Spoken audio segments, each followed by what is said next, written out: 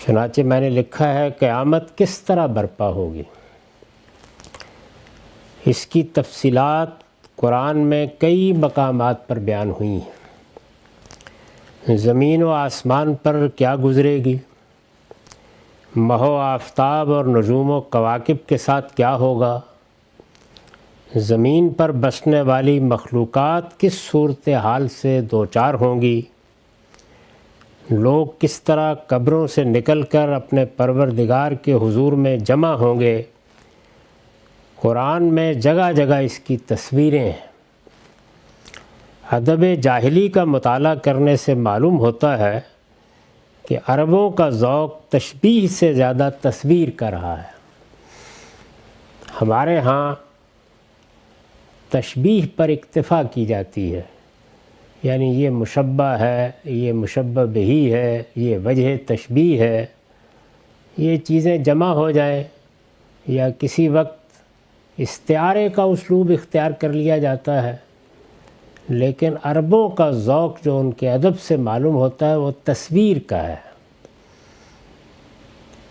جن چیزوں کو آپ لوگوں کے ذہن میں اتارنا چاہتے ہیں، لفظوں میں گویا ان کی ایک تصویر سی بنا دیتے ہیں۔ یہ سادہ طریقے پر نہ محض تشبیہ ہوتی ہے نہ استعارہ ہوتا ہے، اس میں ایک صورتحال کو یہاں سے اٹھایا جاتا ہے اور اس کے مقابل میں ایک ایسی صورتحال گویا ایک پینٹنگ کے طریقے پر سامنے لے آئی جاتی ہے کہ جزیات تک متعین ہو جاتی ہیں۔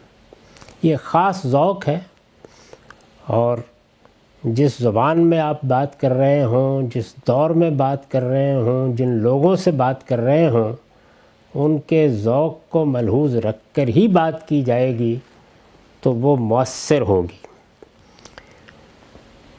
یہ پس منظر ہے جس میں نے یہ لکھا ہے کہ ادب جاہلی کا مطالعہ کرنے سے معلوم ہوتا ہے، ادب جاہلی یعنی رسالت آپ صلی اللہ علیہ وسلم کی بعثت سے پہلے یا اسلام سے پہلے کا عرب کا ادب، اسے ادب جاہلی کہا جاتا ہے۔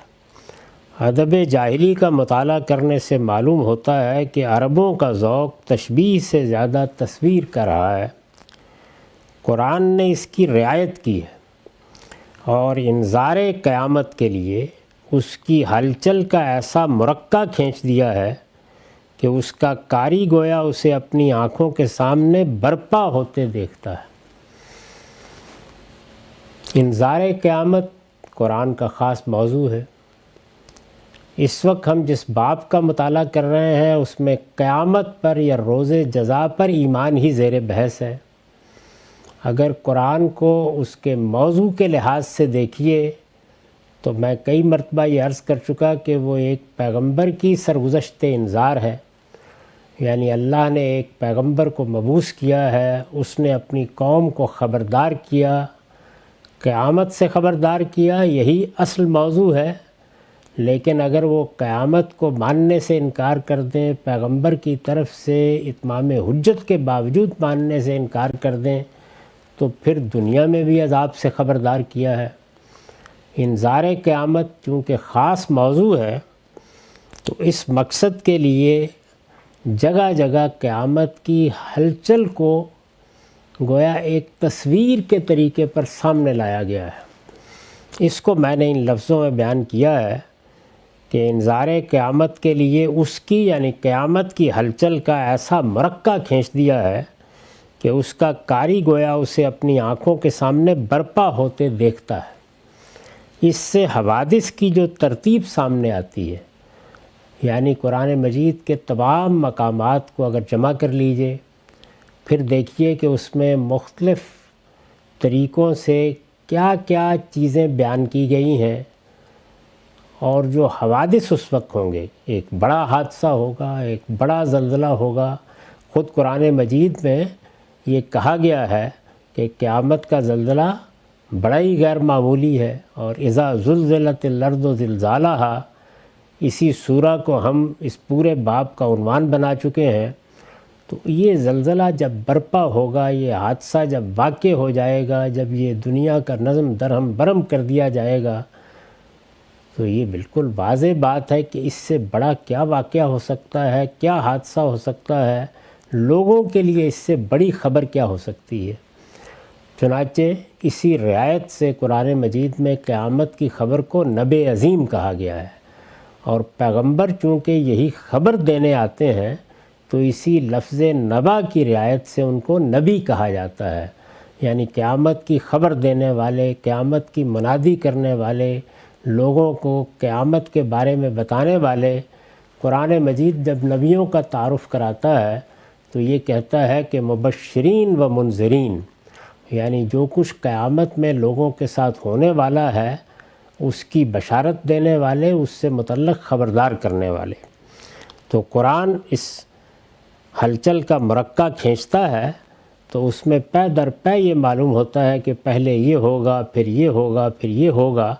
تو حوادث کی جو ترتیب قرآن سے سامنے آتی ہے، میں یہاں اس بات پر متنبہ کر دوں کہ یہ اجمالی تصویر ہے، یہ ترتیب بھی بالکل اجمال ہی کے ساتھ سمجھی جا سکتی ہے۔ اس میں جو باتیں بیان کر دی جائیں بس وہیں تک محدود بھی رہنا چاہیے۔ قرآن مجید نے ہمیں سبق دیا ہے کہ وہ چیزیں جو ہماری نگاہوں کے سامنے نہیں ہیں، جن سے ہم واقف نہیں ہیں، جو کسی نادیدہ عالم سے تعلق رکھتی ہیں، انہیں متشابہات کے اسلوب میں بیان کیا جاتا ہے۔ متشابہات میں کیا ہوتا ہے؟ ایک تصور سامنے لایا جاتا ہے اور پھر اس کے بارے میں جو باتیں کہی جاتی ہیں وہ ہمارے قریب کے ماحول سے بعض تعبیرات مستعار لے کے کہی جاتی ہیں۔ گویا ایک چیز کو دوسری چیز سے متشابہ قرار دے کر اس کی ایک تصویر آنکھوں کے سامنے لائی جاتی ہے۔ یہ لازمی طور پر نتیجہ نکلتا ہے اس کا کہ جو بات کہی جائے لفظوں میں اس کے معنی تو ہم بیان کر دیں گے، اور جتنی بات کہی گئی ہے وہ بھی سامنے آ جائے گی، لیکن اس میں مزید قیاسات سے گریز کرنا چاہیے۔ تو یہاں ہم یہ دیکھ رہے ہیں کہ قرآن مجید نے قیامت کی منادی کی، قیامت کی ہلچل کا مرقع کھینچا، ایک تصویر سی جگہ جگہ بنا کے ہمارے سامنے رکھ دی۔ اس میں کچھ حوادث کا ذکر کیا کہ یہ ہوگا، یہ ہوگا، یہ ہوگا۔ اس کو کسی حد تک ہم قرآن مجید کی روشنی میں ایک ترتیب دے سکتے ہیں۔ تو یہ ترتیب ہے جس کا میں نے یہاں ذکر کیا ہے۔ اس سے حوادث کی جو ترتیب سامنے آتی ہے وہ یہ ہے۔ ایک، لوگ پورے اطمینان کے ساتھ اپنے کاروبار چلا رہے ہوں گے، ان میں سے کوئی راستے میں ہوگا، کوئی بازار میں، کوئی مجلس میں، اور کوئی اپنے گھر میں۔ کسی کے حاشیہ خیال میں بھی نہیں ہوگا کہ نظم عالم درہم برہم ہونے والا ہے۔ یہ بہت اچھی طرح جان لینا چاہیے۔ قرآن مجید جس قیامت کی خبر دیتا ہے، یا جس دن پر ایمان لانے کے لیے کہتا ہے، یا جس کی تیاری کے لیے لوگوں کو خبردار کرتا ہے، وہ کوئی تدریجی سائنسی حادثہ نہیں ہے۔ عام طور پر لوگ یہ سمجھتے ہیں کہ یہ عالم ہے، اس میں آہستہ آہستہ تنزل ہو رہا ہے، لہٰذا بتدریج ایک وقت ایسا آئے گا کہ یہ دنیا ختم ہو جائے گی۔ قرآن میں یہ تصویر نہیں ہے۔ یہ تو ظاہر ہے کہ یہ دنیا اللہ تعالیٰ کی بنائی ہوئی ہے، اور اس کا یہ نظم جو ہمارے سامنے ہے یہ خود قرآن نے بتا دیا ہے، اللہ تعالیٰ نے پیغمبروں کے ذریعے سے خبر دے دی ہے کہ یہ عارضی نظم ہے، اس کو ایک دن فنا ہو جانا ہے۔ تو فنا ہو جانا ہے یہ ایک خبر ہے، اپنے اندرونی سائنسی تعامل سے فنا ہو جانا ہے، ہو سکتا ہے، لیکن قرآن جس قیامت کی خبر دیتا ہے وہ یہ نہیں ہے۔ اس میں بغتتاً جو کچھ ہونا ہے ہونا ہے، اچانک ہونا ہے۔ تو قرآن سے جو تصویر سامنے آتی ہے وہ تصویر یہ ہے کہ لوگ پورے اطمینان کے ساتھ اپنے کاروبار چلا رہے ہوں گے۔ یہاں یہ بات بھی سمجھ لیجئے، معاف کیجئے،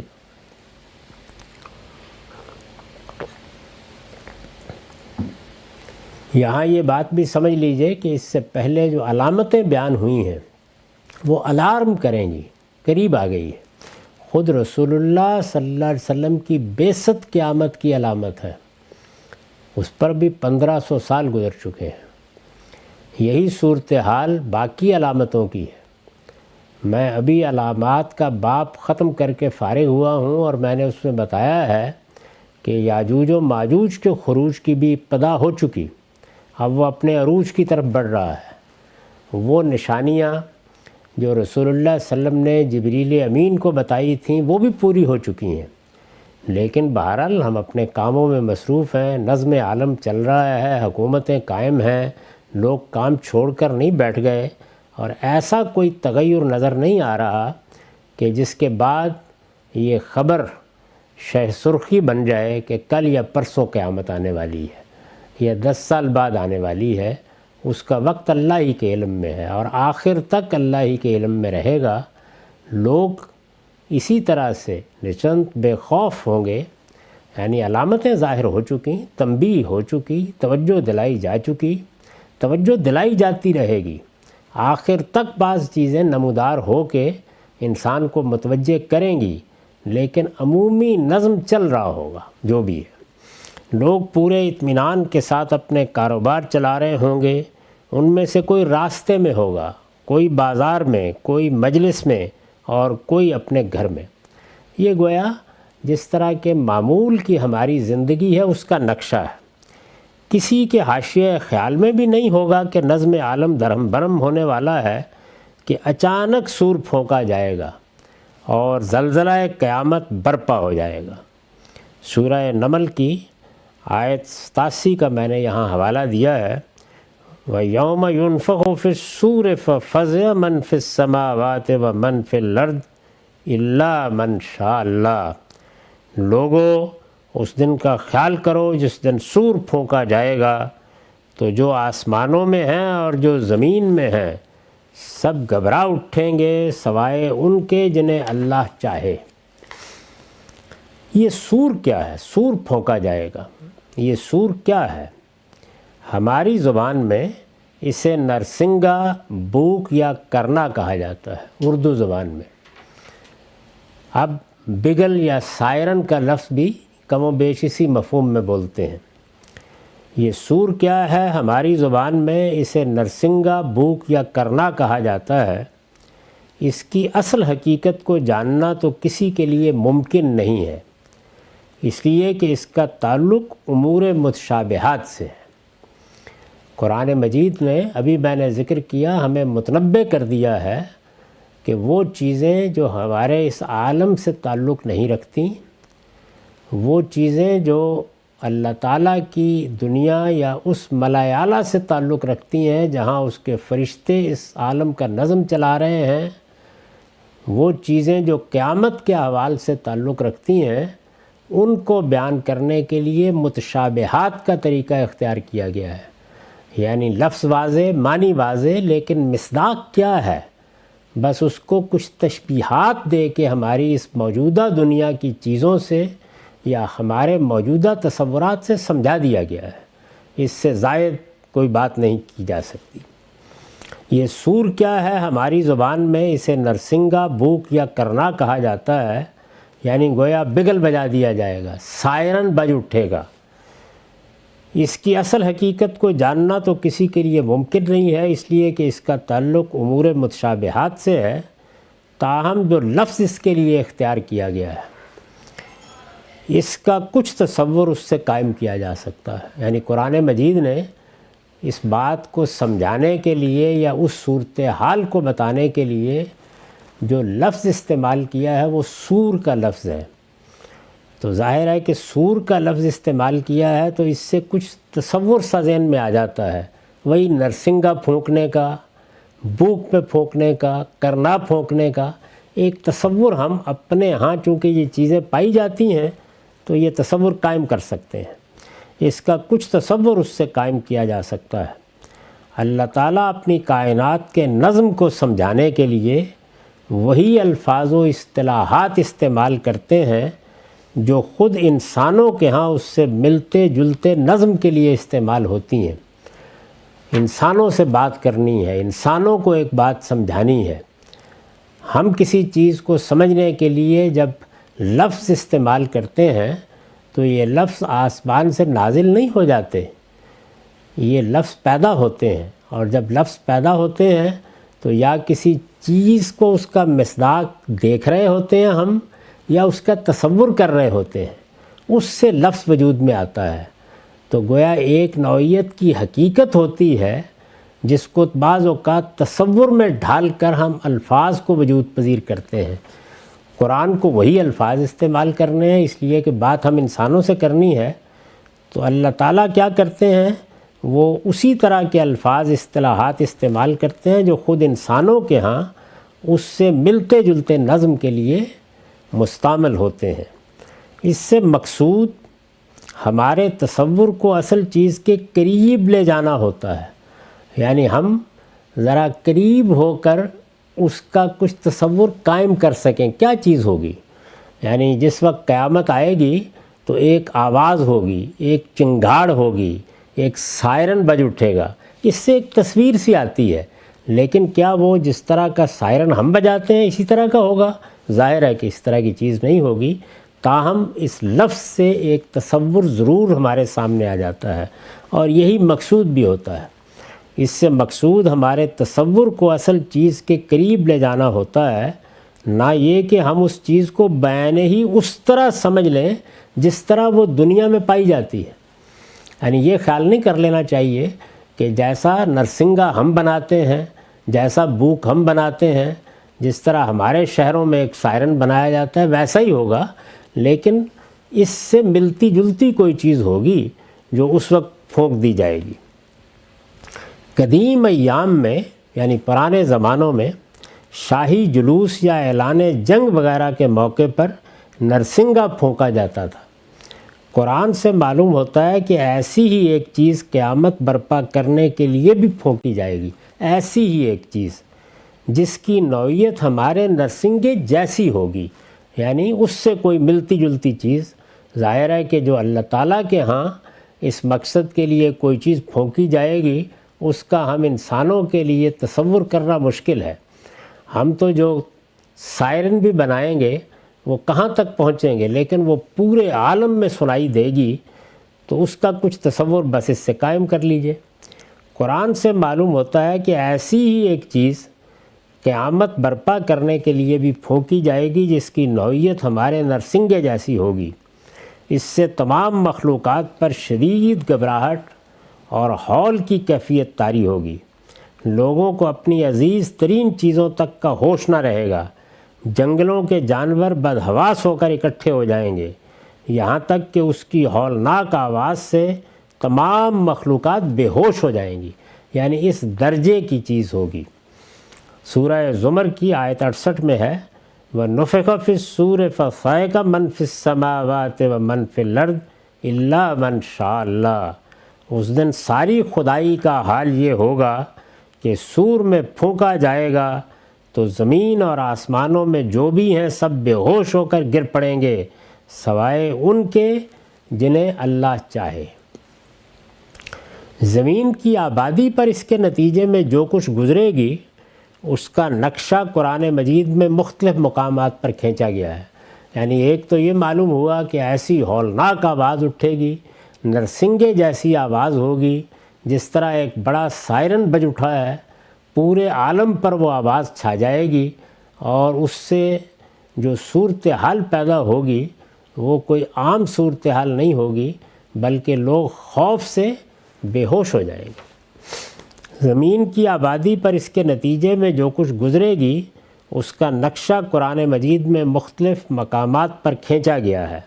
اب لوگوں پر کیا گزرے گی؟ اس سے معلوم ہوتا ہے کہ جب ایک کے بعد زلزلے کا دوسرا جھٹکا آئے گا اور زمین کی حالت اس کشتی کی سی ہو جائے گی جو موجوں کے تھپیڑے کھا کر ڈگمگا رہی ہو۔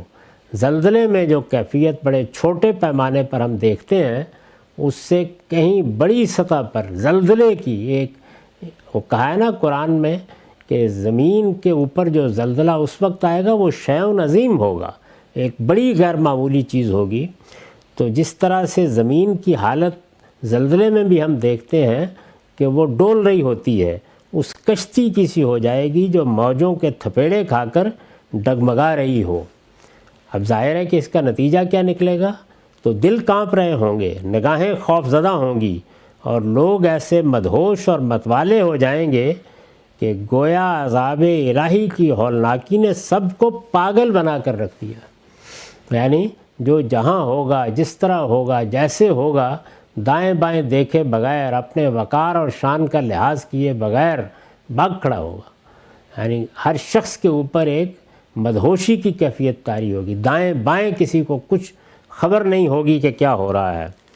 فرمایا ہے، یہ سورہ حج ہے، اس کی 1-2 آیات ہے، یا ایھا الناس اتقوا ربکم ان زلزلۃ الساعۃ شیء عظیم یوم ترونها تذہل کل مرضعۃ عما ارضعت وتضع کل ذات حمل حملها وتری الناس سکارى وما هم بسکارى ولکن عذاب اللہ شدید۔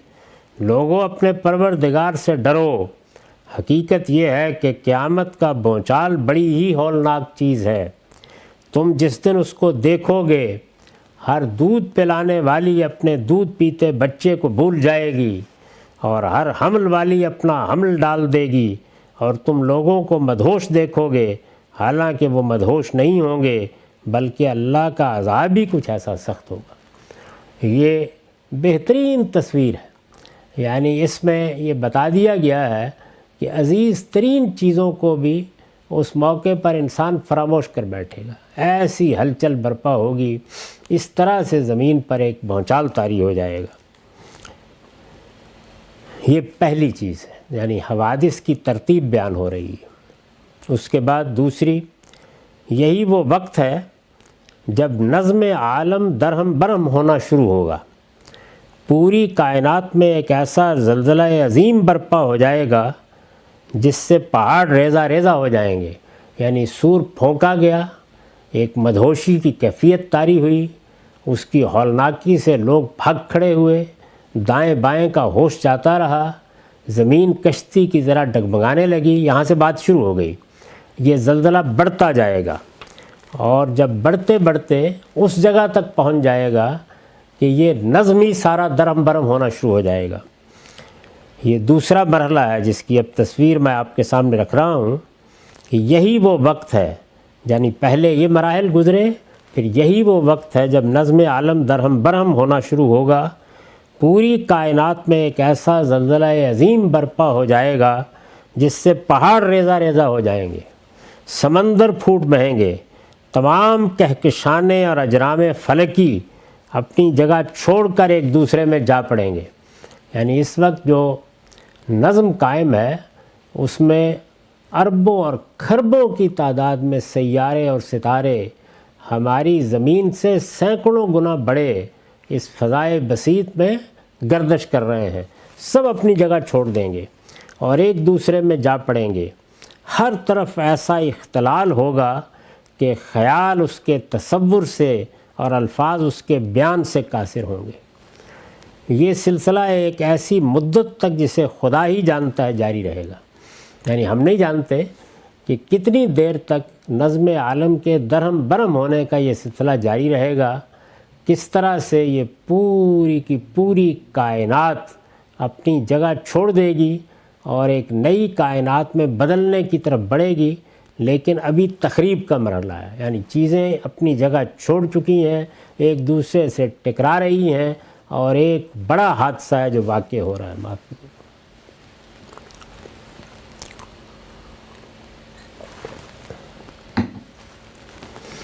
سورہ تکویر میں 6 سے 14 تک آیات میں یہ بیان ہوا ہے، آیت 1 سے لے کر اذا الشمس کورت واذا النجوم انکدرت واذا الجبال سیرت واذا العشار عطلت واذا الوحوش حشرت واذا البحار سجرت علمت نفس ما احضرت۔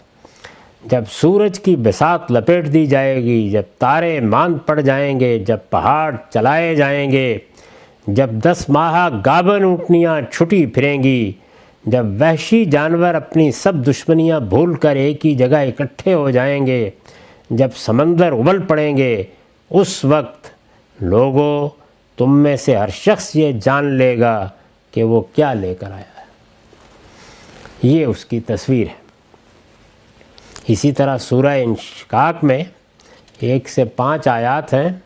اذا السماء انشقت وأذنت لربها وحقت وإذا الأرض مدت وألقت ما فيها وتخلت وأذنت لربها وحقت، جب آسمان پھٹ جائے گا اور اپنے پروردگار کے حکم کی تعمیل کرے گا اور اسے یہی زیبا ہے، اور جب زمین تان دی جائے گی اور جو کچھ اس کے اندر ہے اسے باہر پھینک کر خالی ہو جائے گی اور اپنے پروردگار کے حکم کی تعمیل کرے گی اور اسے یہی چاہیے، وہی تمہارے پروردگار سے ملاقات کا دن ہوگا۔ نظم عالم درہم برہم ہوگا۔ قرآن مجید میں اس کی تصویریں بہت مقامات پر ہیں۔ یہ چند جگہ ہیں جن کا انتخاب کر کے میں نے آپ کے سامنے رکھ دیا ہے کہ اس طرح کی صورت پیدا ہو جائے گی۔ پھر تیسرا مرحلہ ہے۔ اس کے بعد وہ مرحلہ شروع ہوگا جسے قرآن میں اعادہ خلق سے تعبیر کیا گیا ہے، یعنی یہ تخریب کا مرحلہ تھا۔ ہر چیزیں فنا ہو، ہر چیز اپنی جگہ چھوڑ رہی ہے، ہر چیز ایک دوسرے کے ساتھ ٹکرا رہی ہے۔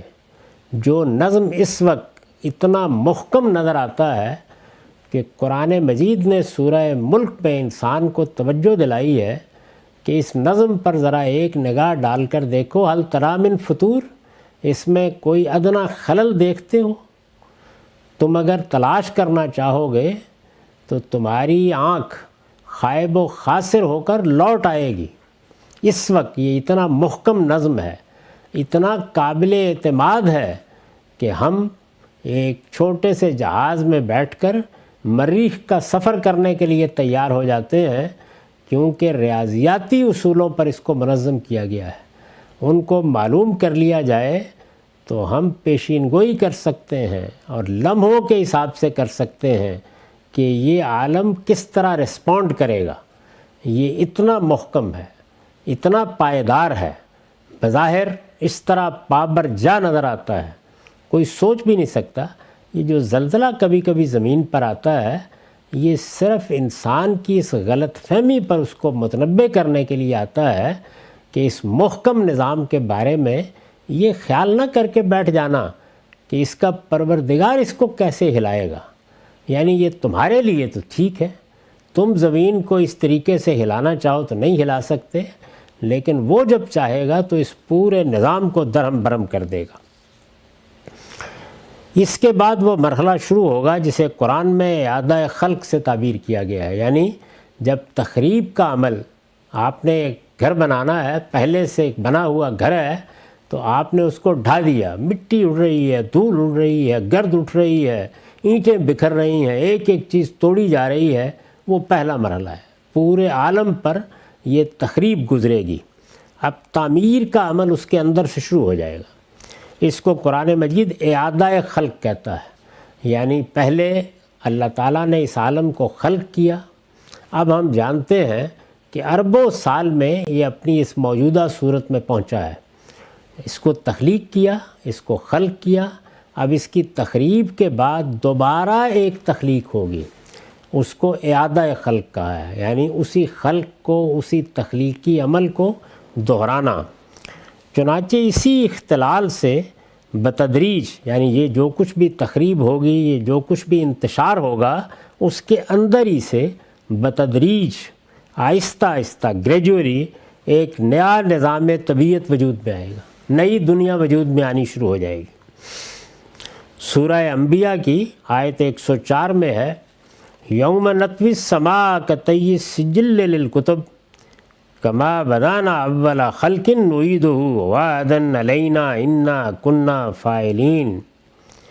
اس دن جب کہ ہم آسمان کو لپیٹ دیں گے جس طرح تومار میں اوراق لپیٹ دیے جاتے ہیں، یعنی آپ اس طرح کر کے جس طرح اوراق کو لپیٹتے چلے جاتے ہیں، کچھ ایسی ہی صورت پورے عالم کے لیے پیدا ہو جائے گی۔ کطی سجل، جس طرح تومار میں اوراق لپیٹ دیے جاتے ہیں، آسمان کو، آسمان کی تعبیر گویا اس پورے عالم کو، جو کائنات نظر آ رہی ہے، یونیورس، لپیٹ دی جائے گی۔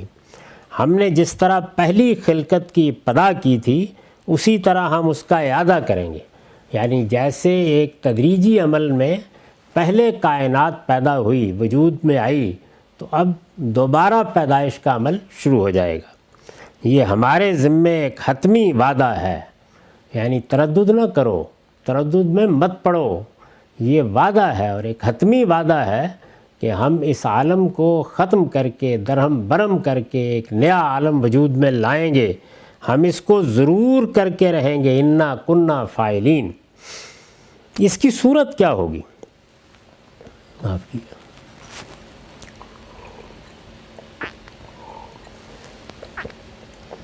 اس کی صورت کیا ہوگی؟ یعنی یہ نیا عالم جو وجود میں آئے گا، اللہ تعالیٰ نے بتایا ہے کہ تمام اجرام فلکی، زمین، سورج، چاند، تارے اور اربوں ستاروں اور سیاروں سے بنی ہوئی کہکشانیں، جنہیں ہم اپنی تعبیر میں گلیکسیز کہتے ہیں، نئے قوانین اور نئے نوامیس کے ساتھ ایک نئی زمین اور نئے آسمان میں تبدیل ہو جائیں گے۔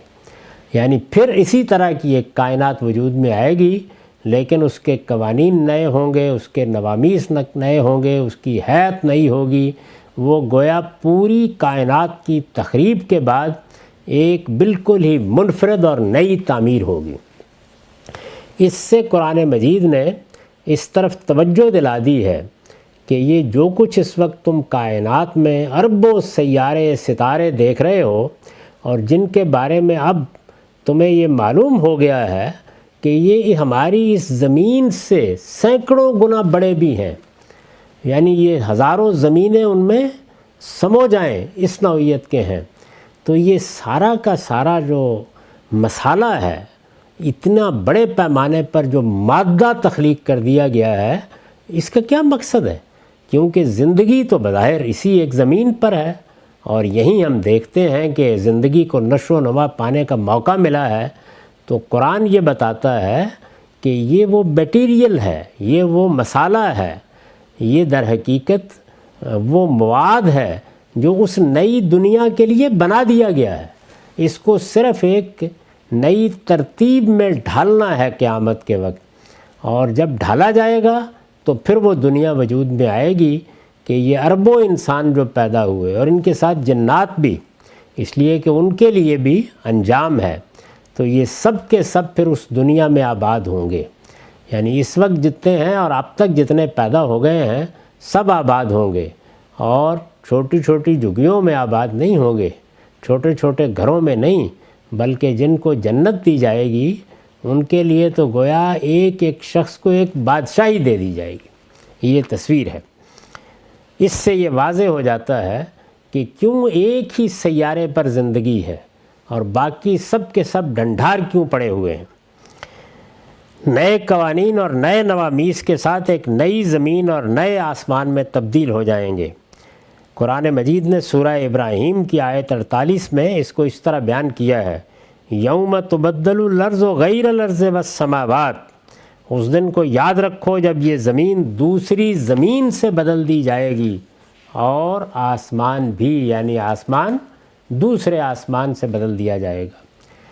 قرآن کا بیان ہے کہ اس موقع پر ایک مرتبہ پھر نفخ صور ہوگا، یعنی پہلے صور میں نرسنگے میں پھونکا گیا، سب انسان ختم ہو گئے، بے ہوش ہو گئے، مدہوش ہو گئے، ختم ہو گئے، موت طاری ہو گئی، یعنی کوئی متنفس زندہ نہیں رہا۔ اب نظم عالم درہم برہم ہونا شروع ہوا۔ درہم برہم ہونے کے بعد ایک نئی تعمیر ہونا شروع ہو گئی۔ جب وہ گھر بن جائے گا پورا کا پورا، ایک نئی دنیا وجود میں آ جائے گی، تو پھر صور پھونکا جائے گا، پھر نفخ صور ہوگا، اور اس نفخ صور سے لوگ جی اٹھیں گے اور اپنی قبروں سے نکل کر پروردگار عالم کی عدالت میں پیشی کے لیے حاضر ہو جائیں گے۔ ثم نفخ فیہ اخری فاذا ھم قیام ینظرون، یہ سورہ زمر کی آیت 68 ہے۔ پھر اس میں دوبارہ پھونکا جائے گا، یعنی وہی آواز جو ایک مرتبہ سب کو سلا دے گی، سب کو موت سے ہمکنار کر دے گی، وہی آواز دوبارہ اٹھے گی اور وہ سب کو زندہ کر دے گی۔ پھر اس میں دوبارہ پھونکا جائے گا تو وہ دفتن کھڑے ہو کر دیکھنے لگیں گے، یک بیک کیسے اپنے اپنے مرکز سے نکل کر، سونے کی جگہوں سے نکل کر، خوابگاہوں سے نکل کر کھڑے ہو جائیں گے اور حیرت سے چاروں طرف دیکھ رہے ہوں گے۔ ایک نئی دنیا وجود میں آ چکی ہوگی۔ وَنُفِخَ فِي الصُّورِ فَإِذَا هُم مِّنَ الْأَجْدَاثِ إِلَىٰ رَبِّهِمْ يَنْسِلُونَ، یہ سورہ یاسین کی 51 آیت ہے۔ اور اسی طرح ایک دن سور پھونکا جائے گا تو یکا یک قبروں سے نکل کر یہ اپنے پروردگار کی طرف چل پڑیں گے۔ یہ جو قبر کا لفظ ہے اس کو آپ سمجھ سکتے ہیں یہاں سے، یعنی ہم تو مردے کو جہاں دفن کرتے ہیں ظاہر ہے کہ اسی کو قبر کہتے ہیں۔ اسی طرح سے مرکز کا لفظ سونے کے لیے، سونے کی جگہ کے لیے استعمال ہوتا ہے، تو یہ ہمارے لحاظ سے، ہمارے فہم کی رعایت سے تعبیریں ہیں۔ لیکن جس وقت ہم دنیا سے رخصت ہوتے ہیں تو اللہ تعالیٰ کہاں رکھتے ہیں یہ نہیں بتایا۔ جسم مٹی کے حوالے بھی ہو جاتا ہے، سمندر کی لہروں کے سپرد بھی کر دیا جاتا ہے، جلا کر راکھ بھی کر دیا جاتا ہے، وہ مسئلہ نہیں ہے۔ یعنی انسان کی اصل شخصیت جس کو فرشتے الگ کر لیتے ہیں، اس جسم سے الگ کر لیتے ہیں، وہ جہاں رکھی جاتی ہے۔ اور روایتوں سے معلوم ہوتا ہے کہ وہ بھی زمین ہی میں جگہ ہوتی ہے، ہر ایک کے لیے ایک متعین جگہ ہے جس میں اس کو رکھا جا رہا ہے۔ اور یہ بات بھی معلوم ہوتی ہے کہ وہی جگہ ہے کہ جس کو روایتوں میں قبر سے تعبیر کیا گیا ہے۔ تو قبر کا ایک تصور وہ ہے جو ہمارے لحاظ سے ہے کہ ہم نے وہاں جا کے دفن کر دیا کسی کو، کچھ لوگوں نے راکھ اڑا دی، اگر سمندر میں موت آ گئی تو مچھلیوں کے حوالے کر دیا، کسی درندے نے کھا لیا۔ تو یہ سب چیزیں جو ہیں یہ ایسے ہی ہماری آنکھوں کے سامنے ہوتی ہیں، لیکن عام طور پر ہم دفن کرنے کی جگہ کو قبر سے تعبیر کرتے ہیں۔ تو وہی لے لیا ہے۔ تو جہاں گویا لوگ سوئے ہوئے ہوں گے، جہاں اللہ نے ان کو رکھا ہوگا، یہ بات بھی قرآن مجید ہی سے معلوم ہوتی ہے اشارتاً کہ جو سونے کی کیفیت ہے وہی انسانوں پر طاری ہوگی۔ یعنی ہم جس طرح سوتے ہیں اسی طرح یک بیک اٹھیں گے۔ سونے کے بارے میں بھی یہ معلوم ہے کہ آج تک کوئی نہیں بتا سکا کہ ایگزیکٹ متعین طور پر میں فلاں وقت سو گیا، اور ایسے ہی جب آنکھ کھلتی ہے تو اگر گرد و پیش کی نشانیاں نہ ہوں تو کوئی نہیں بتا سکتا کہ میں کتنی دیر سوتا رہا۔ تو اسی طرح کی کیفیت ہوگی، اسی کو بیان کیا ہے کہ وَنُفِخَ فِي الصُّورِ فَإِذَا هُم مِّنَ الْأَجْدَاثِ إِلَىٰ رَبِّهِمْ يَنْسِلُونَ، اور اسی طرح ایک دن سور پھونکا جائے گا تو یکا یک قبروں سے نکل کر یہ اپنے پروردگار کی طرف چل پڑیں گے۔ یعنی یہ کیفیت ہوگی، صاف نظر آ رہا ہوگا کہ وہ وقت آ گیا ہے، محشر برپا ہے، خالق کائنات کی عدالت لگ چکی ہے اور قبروں سے نکل کر لوگ جمع ہونا شروع ہو گئے ہیں۔ یہ قیامت کے احوال کی تصویر ہے۔ میں نے عرض کیا کہ جتنی بیان ہوئی ہے اسی پر اکتفا کرنا چاہیے، اس سے آگے قیاسات کے گھوڑے نہیں دوڑانے چاہیے۔